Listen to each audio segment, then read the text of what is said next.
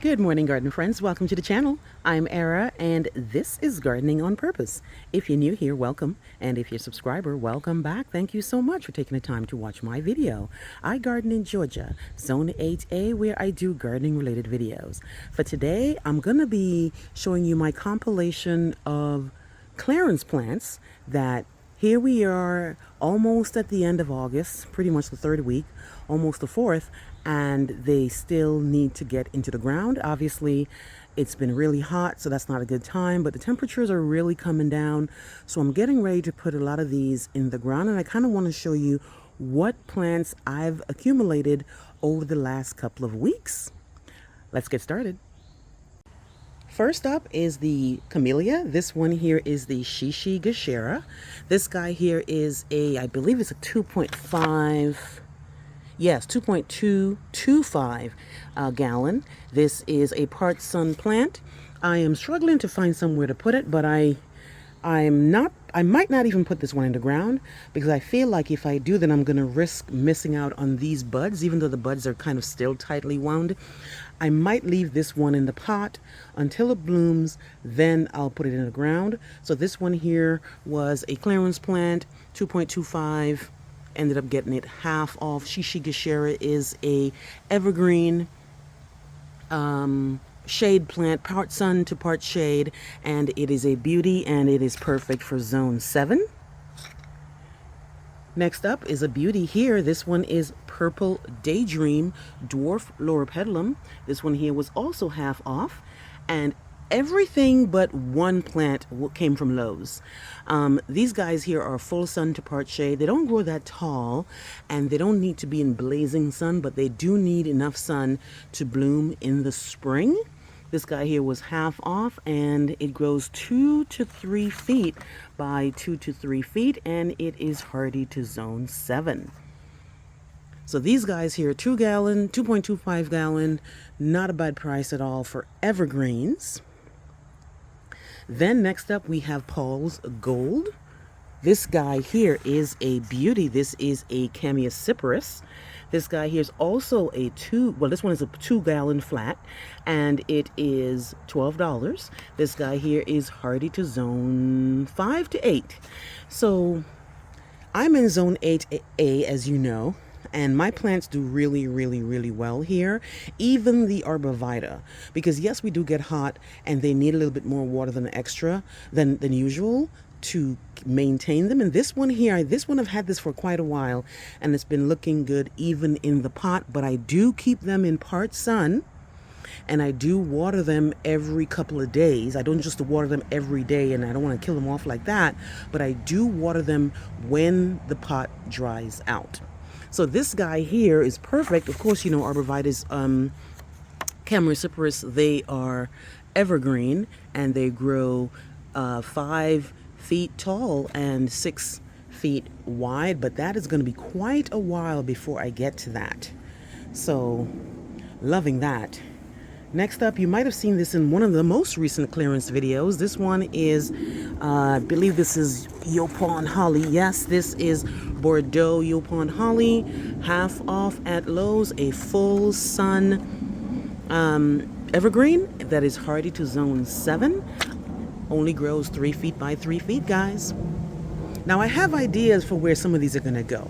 So for example, the Yaupon is going to go likely in the mailbox garden because it can take the full sun and it doesn't grow that fast. These guys here will definitely go in the backyard because I've pulled out some hibiscus that didn't do well this year. As you know, if you've been following me, you know that I had a major issue with Japanese beetle. It destroyed all my summerific hibiscus, and it's been happening for the last couple of years, and I'm just tired of it. So I pulled out the hibiscus and kind of chucked them to the side. If you know, hopefully they grow wherever I throw them, but I don't want them to be the centerpiece of, well, not that they were the centerpiece anyway, but I didn't want them to take up so much space when they're being damaged. So I'm going to probably put these guys where the hibiscus was.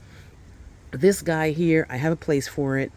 And then further down we have, again, you might have seen this as in the more recent videos. This guy here is Russian Sage, $5. This one is the only plant here that I got from Home Depot. This is Denim and Lace. This guy here, only $5. Now, they don't look the greatest, and I feel like this needs to get in the ground now to hopefully save it. It's a proven winner's plant, and I've seen a lot of people speak on this in the a lot of people like this, and it also is great for the pollinators. This guy here is hardy from zones 4 to 9. Next up is Rose Creek Abelia. Love Abelia. I have a Canyon Creek Abelia in my yard right now that is flowering really nice, and it's a magnet for pollinators, and it smells amazing. Now this guy here is Rose Creek, pretty much the same situation, full sun, blooms in the spring, blooms in the summer and into the fall. I don't have its tag in front of me, but it is a 2.25 gallon Rose Creek Abelia. This one also needs to kind of get out the pot and into an area that is good for it. Too big to go in the mailbox garden, but I'll figure that one out. Next up is one of my favorite little part shade plants. This guy here is a beauty. This one comes out by the Southern Living Plant Collection. This one is Carex, part of the Ever Color series, which, and this particular one is the Ever Rest. This one was only $4 at Lowe's, and I got me a couple of them. They do really well in my yard, and I'm actually standing close to some of them, so let me show you. So those are part shade, and I have them here in an area here. When I pull up in the yard, these are divisions because these guys do really well. And last year I divided one of them that got so big into 3. Look at that, guys. So I definitely stand by the Carex, the Ever Color series, the Ever Rest. Next up, you might have seen another one here in a recent video. I talk about this all the time because I love it so much. This is the Wintergreen Boxwood. This one here is 3 to 6 hours, and it is hardy to zone 4. It's a beauty. I love it because it grows faster than the baby gem. And from my experience, I've noticed that it doesn't brown like baby gem does. And this is the Korean boxwood. Does really well. I have them in a bunch of places in my yard, and I definitely have a spot to put these. Next up is the Dwarf Buford Holly, another one that you saw recently in another clearance video. This one here was $9.98, but guys, I got them for $4. This is an evergreen beauty, a full sun plant, $4 at Lowe's. This will definitely go in the mailbox garden. Look, I mean, I can't stop saying it. Look at the glossy leaves. And then in the winter, in the fall, in the winter, they actually get these beautiful red berries. These guys here are hardy to zone 6. And they grow 6 feet by 6 feet, guys, but that is going to take quite a while before we get there. And because it's going in the mailbox garden, I won't allow it to get there because, like I said in my other video, I don't want my mailbox to look like a jungle. Next up is a beauty, Arizona Sun Blanket Flower, also known as Gaillardia. This guy here, I definitely need to get it in the mailbox garden. My mailbox garden looks nice, but I was looking for something to up it up a little bit more and also add some evergreens. So this one is going to go in this mailbox with that one. This guy here, Arizona Sun, if you have this, you know it's a beauty, and I have it. I have it already. This guy here is a full sun plant that grows 12 inches by 12 inches, and it's hardy from zone 3. Really nice. Only $4 at Lowe's. Next up is my favorite perennial, Autumn Joy Sedum. Everybody loves, I mean, I'm pretty sure from what I've gathered, everybody seems to love this plant. It is absolutely my favorite perennial. This one here is Autumn Joy, and it grows 18 to 24. Guys, you know how mine looks. It looks amazing. I can't wait to get these also in the mailbox garden, even though I already have some from 2 years ago in the mailbox garden, and they're already turning that nice pink. I want to put it in a mailbox garden, but I'm still deciding on what I'm going to do. Next up is this one here is Bloomstruck. I've got this for a while. I planted the other ones because I bought like, at one time I went to Lowe's and they were pretty much putting all their hydrangeas on sale, every last one of them. And I picked up some Popstar, I picked up some Bloomstruck, and these two are still left to be planted. There is nothing wrong with this plant. They looked better when I bought them, and then they got crispy and everything. But this plant is not sick, it is not diseased.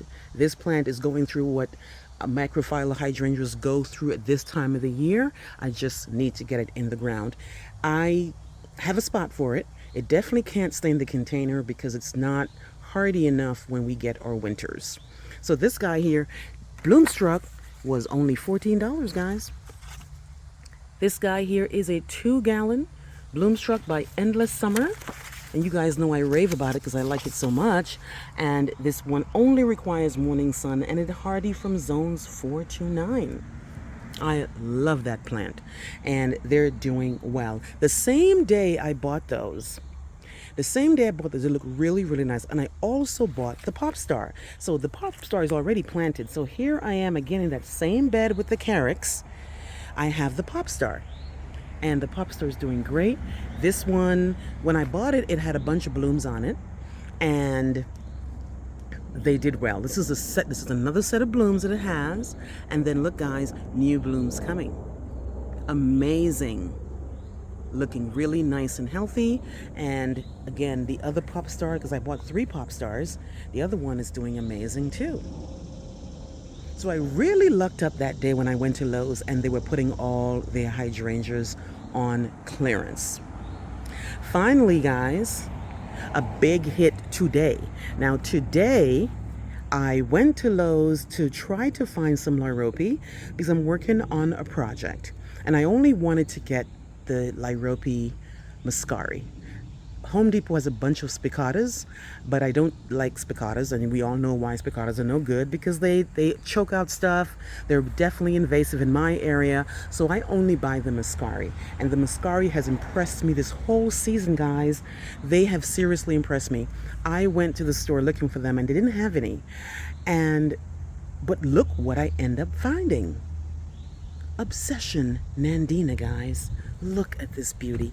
And it's in a 2.5 gallon. I mean, I just couldn't believe it. Let's look at the tag. This guy here is a part shade plant. Now, they're on my foundation and they're doing amazing. And let me show you that actually. So here's my foundation bed that you saw when I first started out the video. Here are my Lyropes, my Muscari, doing amazing. Look at that beautiful grape hyacinth bloom from that Lyrope. And behind that I have some lava lamp coral bells, and behind that is where I had bought a smaller Obsession Nandina. This bed is part sun to part shade, and look at you see how my Nandina is looking great? I was kind of worried that maybe it's not enough sun, because it needs some sun. But guys, that purple what you're seeing there is new growth, which means that this plant is happy. And I have 2 of them, one right there and another one right there, and they're both giving me new growth. So I'm really liking it as it contrasts with the Lyrope and the coral bells, guys. But back to the ones that I bought. These ones that I bought, these are in 2 gallons, guys. They were $24. I get them half off. This one is let me just go back to it right here. This one here is, look at that beauty, guys. 2 gallons for $12. I've seen this thing on sale for $48 and $37 for 1 gallon online. I can't do that. I can't do that. People say, stop shopping at Lowe's and buy at places that, that support. That's really great. I do. But when it comes to saving money, Lowe's is where I'm at. This guy is hardy from zone 6 to 10, which means it can only take up to -10, and it grows 3 feet to 4 feet. Very slow growing. It's going to take years for that Nandina to get to that, which is perfect for where I want to put it, guys. Look at that beauty. Got 5 of them. $12 each. beautiful Nandina. Guys, I gotta get planting. I mean, I'll definitely get them planted and show you how they end up looking, but I wanted to show you these 33, literally guys, I have 33 clearance plants that need to go in the ground. Hydrangea, Macrophylla bloomstruck. I've got Obsession Nandina, 5 of them.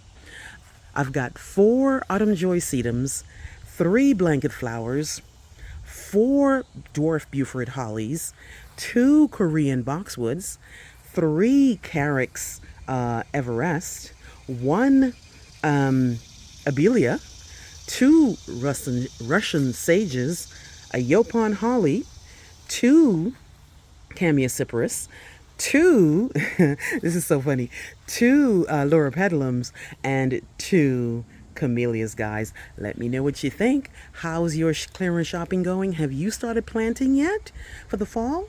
And let me know what you think. Please like, please share, please subscribe, and remember to hit that notification bell so that when I put out a new video, you'll be one of the first people to know. Thank you, and have a great day. Bye-bye.